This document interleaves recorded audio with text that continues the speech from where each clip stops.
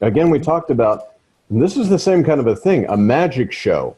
You go for the first night and you sit and you watch the magic show, and they saw this lady in half, and the other person is in handcuffs and dunked in the tank, and they light this other person on fire, and this other person looks like they're hung. And you're like, oh, wow, that was amazing. Then you go backstage and you see how it's done.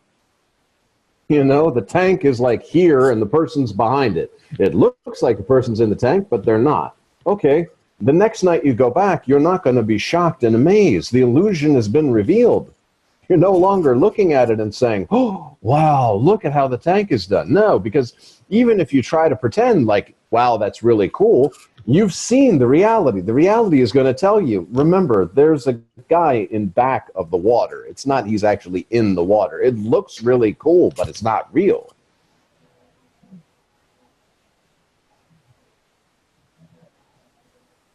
This is the same.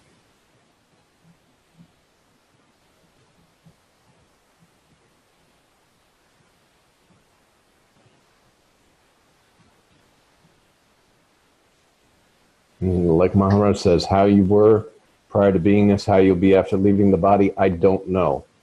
And I don't know. I don't know. No knowledge is knowledge. Knowledge means just to know yourself in a real sense.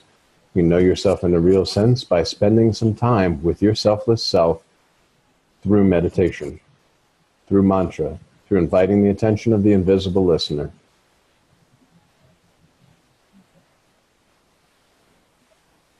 Which is all you can do.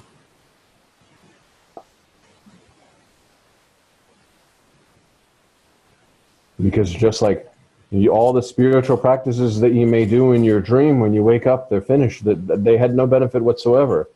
All the spiritual practices you're doing right now in this life that you are calling life is useless unless you know yourself in a real sense. Otherwise, all the everything is just there. Now, the bhakti and the natural devotion, that's going to come spontaneously anyway. But there's no spiritual practice that you're going to be able to say, okay, I'm banking on this. No, because the spiritual practices are in the consciousness that's going to leave you anyway. The only thing that won't leave you is to know yourself in a real sense. And to know that all of this never was.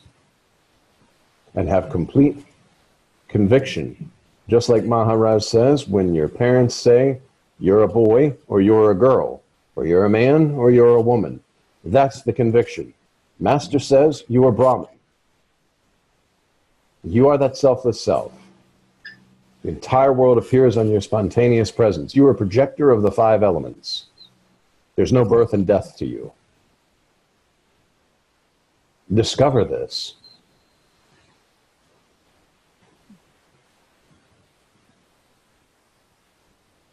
And see, if it wasn't the reality, you couldn't discover it. If it was just like a pie in the sky thing where somebody's selling you on something, then it wouldn't be just, oh yeah, this is something that I can discover. It would be like a fantasy. But it's truth that's backed up. So every doubt that the mind tries to do, and that's why I think for my own self, it was crucial to be in front of Maharaj and to have that meeting in 2-body forms, but formlessly. And to have been given that mantra, because the mind, it can't sit there and say, well, this is really, even for a long time, I thought I was going completely, absolutely insane. And there were many people around me who were willing to back that claim up. So, it was like, and the mind could have doubts all the time. It could show doubt because there wasn't that conviction, and that conviction came in front of Maharaj. 2 bodies, 1 form. The formless, selfless self. Speaker and listener, one and the same. Mantra, and erasing all the illusory layers that appeared to be separating. And then, what doubt can there be? How? Even most of the time after mantra spent in India, I spent with Maharaj one-on-one and could have asked him questions all the time, but it didn't arise. We just kind of did the bhajans, maybe sit for a bit at the nighttime, and then when new people came in, they sat and they spoke. But there was just a marinating in that conviction of, wow, there's no separation at all. And then there can be no doubt. There's no longer a questioner being posed that asks a question that believes that there's an answerer out there who can answer the question that's separate and apart from the one that asked the question.